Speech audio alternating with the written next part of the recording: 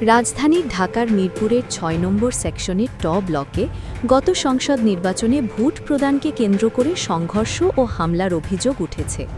জামায়াতে ইসলামীকে vote দেওয়ার অভিযোগে কয়েকজন বাসিন্দাকে মারধর করা হয়েছে বলে স্থানীয় সূত্রে জানা গেছে। এ ঘটনায় বিএনপির রাজনীতির সঙ্গে জড়িত হারুন ও সাঈদ সহ আরও কয়েকজনের নাম উঠে এসেছে।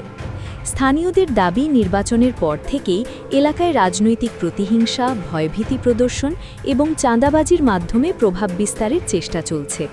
ভুক্তভোগীদের অভিযোগ, একটি প্রভাবশালী চক্র এলাকায় সন্ত্রাসী কার্যক্রম পরিচালনা করে ভিন্ন মতের লোকজনকে হুমকি-ধমকি দিচ্ছে।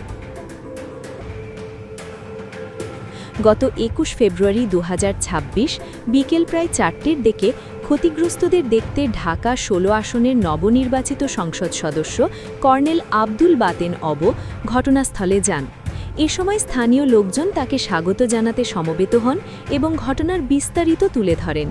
প্রত্যক্ষদর্শীরা জানান, এ সময় হারুনের নেতৃত্বে ১৫-২০ জন ব্যক্তি কাছাকাছি অবস্থান নিয়ে আপত্তিকর স্লোগান দিতে শুরু করে। এতে এলাকায় উত্তেজনা ছড়িয়ে পড়ে। পরিস্থিতি নিয়ন্ত্রণের বাইরে চলে যাওয়ার আশঙ্কা দেখা দিলে খবর পেয়ে রূপনগর থানার ভারপ্রাপ্ত কর্মকর্তা পুলিশ সদস্যদের নিয়ে ঘটনাস্থলে উপস্থিত হন। অভিযোগ রয়েছে, পুলিশের উপস্থিতির মধ্যেও কিছু উচ্ছৃঙ্খল ব্যক্তি উত্তেজনাকর আচরণ অব্যাহত রাখে। এক পর্যায়ে সংসদ সদস্যের সঙ্গে থাকা স্থানীয় সমর্থকদের লক্ষ্য করে ঢিল ও পানির বোতল নিক্ষেপ করা হয়। এতে এমপির গায়েও আঘাত লাগে বলে উপস্থিতেরা দাবি করেন। যদিও বড় ধরনের কোনো শারীরিক ক্ষয়ক্ষতির খবর পাওয়া যায়নি।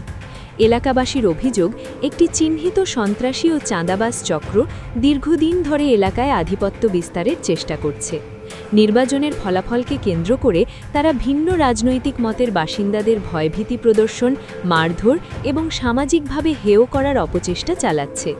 স্থানীয়দের ভাষ্য, এ ধরনের কর্মকাণ্ড গণতান্ত্রিক পরিবেশ ও সামাজিক সম্প্রীতির জন্য হুমকি স্বরূপ।